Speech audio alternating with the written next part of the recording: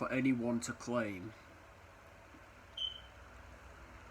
that the woman is above their man and that they have the power, you are being misled by the devil, and you are leaning upon your own understanding and need to start applying the gospel to your life. I've shared biblical scriptures about this time and time again. The Bible clearly and evidently suggests that the women are in fact the weaker vessel, but yet they are trying to reverse the gender roles here.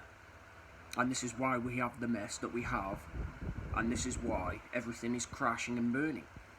And this is why us men are choosing to remain single.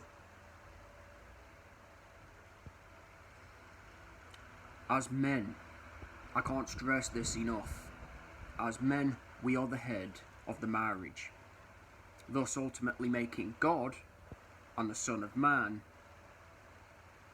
the one in charge of the wife, right? But yet you've got people that are claiming that it's the other way around. Us men are to be the weaker vessel.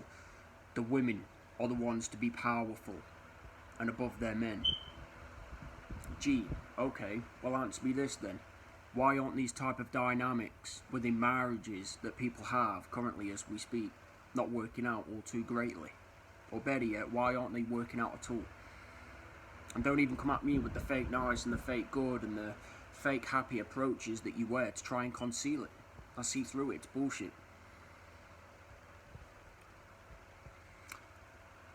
People, if you truly claim to be of God, then you need to start applying what the gospel actually in fact predicts, rather than lean upon your own understanding. And to any of you that cherry pick the gospel, you're not even of God's congregation, you're wolves in sheep's clothing, trying to preach on to the masses what you believe that they want to hear, rather than preaching the whole word, the whole gospel passage, from front book cover to the back of the book cover. Therefore you are an abomination, you are fake, you're a fraudster. So guys, once again, if you claim to be of God, you will actually hearken onto my voice and read what the scriptures say, and start applying these scriptures to your life rather than leaning upon your own understanding. Because if you're leaning upon your own understanding and claiming to be doing the will of God, then you're not of my congregation, I'm telling you now. Nope, you're not of my congregation. And I will even share the same biblical passages on this video like I have on other videos, trying to reach out to people claiming to be of God, but yet praising the idea and the ideology, the oxymoron, that the woman is actually in fact the powerful one, and she is in fact the stronger one, and we are the weaker vessel. I don't think so. My biblical passages evidently prove and suggest otherwise. And if you can't accept that, then like I said, you're a false preacher. You're a wolf in sheep's clothing. And you're not of my congregation. As a matter of fact, you're not even of God's congregation, because you're serving self. You're basically preaching the biblical scripture backwards, and you're deceiving a lot of men.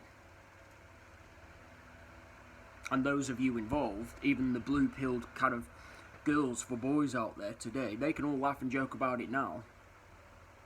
It's short-lived, it's temporary, until reality comes knocking on their neurological functioning, for doors, that is, and they're hit with the harsh, uncomfortable truth that they were living a lie the whole time.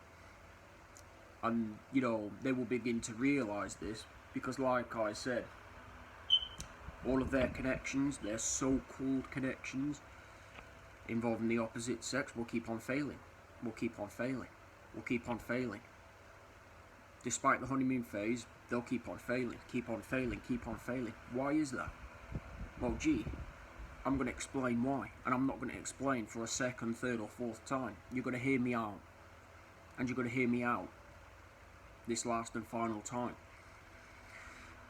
The reason why these dynamics don't even work nor last involving the opposite sex is because, one, the man is being deceived into living like the woman, and women aren't attracted to that. They claim to be attracted to it, but they're really not. Because if they were, these said marriages that they're already in with said men, they wouldn't be treating them poorly, for one. They wouldn't be bouncing on next man behind, said husband's back for another.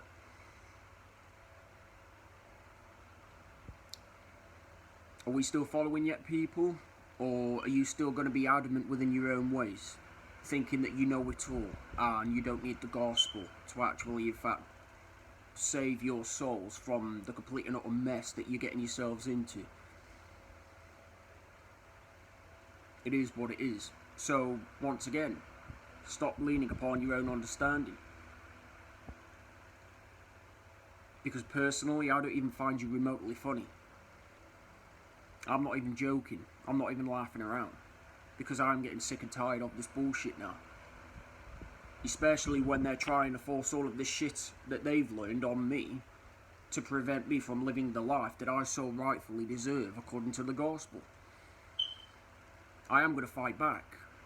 Not just spiritually and psychologically, but I am going to fight back physically too. And if I have to, I will break bones just to prove a point. That I have reached a point in my life now where I'm no longer putting up nor tolerating people's bullshit.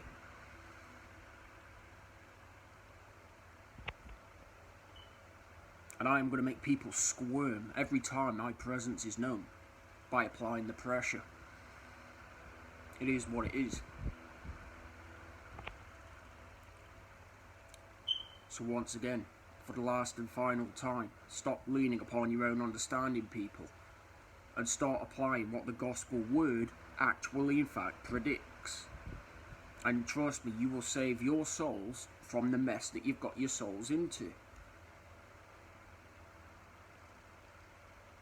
And advice from the wise, if you go to Waterstones, the bookstore that is, if you have one within your current location, they're usually upstairs under the religious kind of bookshelving, title that is. Look for a copy of the King James Bible and read it word for word. And if you struggle in reading the scripture, come back on this video, post me a response as to what words you're struggling with, and I will happily decipher the passages fluently so that you can understand what they're trying to say onto you. It is what it is. Because trust me, those that are arrogant of the truth, right, those that go around within their own pride and ego claiming that they don't need the gospel, you're in for one rude awakening, I am telling you now. You're in for one rude awakening if you think for 1 minute that you don't need the gospel applied to your life. And God will actually see to it, trust me, by continuing to allow bad thing after bad thing after bad thing after bad thing to happen within your life like a vicious cycle. And you will have no choice but to go, what? You know what? Right, you clearly know best. I give up even trying. Following my own pride and ego, I give up. You know best, you know right, you know exactly who I am, how many hairs are upon my head, how many brain cells are in my head, right, my brain. You clearly know my DNA genetics, you know everything about me, you know everything about me, therefore I'm going to have to give up this mindset of claiming to know it all. Because that's what people do. Oh, I don't need no gospel. I'm winning in life without the gospel. But are you really though? No, you're not. Because if you were, you would see more blessings and rewards people happening, wouldn't you not? Rather than bad deed after bad deed, punishments after punishments, consequences after consequences. Common sense. Isn't it time you started using it?